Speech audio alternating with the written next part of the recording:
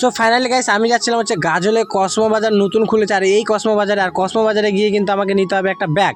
Guys বাইরে থেকে কিন্তু দেখতে খুব সুন্দর লাগছিল, আর নতুন নতুন কালেকশন এসেছে। আর এখানে একটা কথা কি বলো তো গাইস, তোমরা এখান থেকে মাত্র 99 টাকা থেকে এখানকার কেনাকাটা শুরু।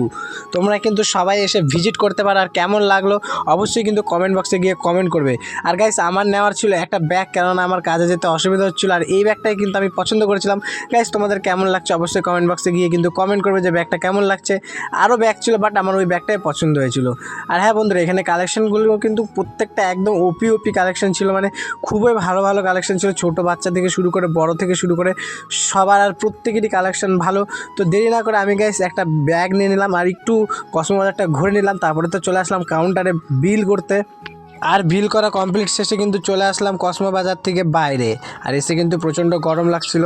তারপরে গাইস আমাকে যেতে হবে বাড়ি, তাই কিন্তু রেডি হয়ে বেরিয়ে পড়লাম বাড়ির উদ্দেশ্যে।